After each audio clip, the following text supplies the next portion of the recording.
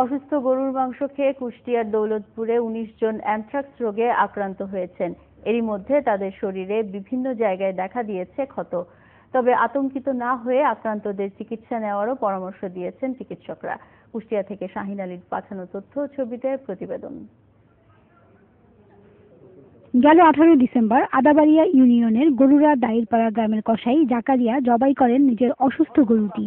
এলাকার লোকজন বলছেন এই মাংস খেয়ে অ্যানথ্রাক্সে আক্রান্ত হয়েছেন তারা। এখন মাংস খাওয়ার পর যারা একটু চড়াইছে তাদের অবস্থা একটু আশঙ্কাজনক এবং ঘা হয়ে গেছে, একটু ভয় লাগছে কি দেখি। এখন আমরা আমাদের গ্রামবাসী প্রত্যেকে আতঙ্ক যে আসলে আমাদেরও হবে কিনা। আক্রান্ত হওয়ার পরে অনেকেই নিজে এবং প্রাইমারি চিকিৎসা আপনার দৌলতপুর সরকারি হেলথ থেকে দিয়েছে। গরু অসুস্থ হওয়ার কারণে জবাই করা হয়, সেই মাংস যারা নাড়াচাড়া করছে তাদের হাতে সব ঘা হয়ে গেছে এবং ওইটা বিষাক্ত।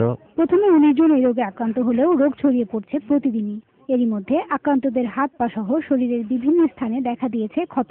মাঝে মাঝে রসানি কাটি পড়ছে, আর ওর ভিতরে খুব জ্বালা যন্ত্রণা তড়পাচ্ছে। ওর বেশি কোনো সময় জ্বর ভালো হয়েছে না, সব সময় জ্বর লাগিয়ে আছে। দিন ব্যথা যন্ত্রণা হয়ে থাকা যায় না, তাই ওই বেড়তে বেড়তে আপনার রসানি শুরু হয়ে গেল। আতঙ্কিত না হয়ে আক্রান্তদের সঠিক চিকিৎসা নেওয়ার পরামর্শ দিয়েছেন জেলা সিভিল সার্জন। 7 সদস্য বিশিষ্ট একটা মেডিকেল টিম করেছি, তারা প্রতিনিয়ত এটা তাদের চিকিৎসা দিচ্ছে এবং অন্যান্য আরো নতুন আক্রান্ত হচ্ছে কিনা সেটার ব্যাপারে তারা সবসময় দৃষ্টি রাখছে বা মনিটরিং করছে। এদিকে অ্যানথ্রাক্স প্রতিরোধে পশুকে ভ্যাকসিন দেওয়ার কাজ শুরু হয়েছে বলে জানিয়েছেন প্রাণী সম্পদ কর্মকর্তা।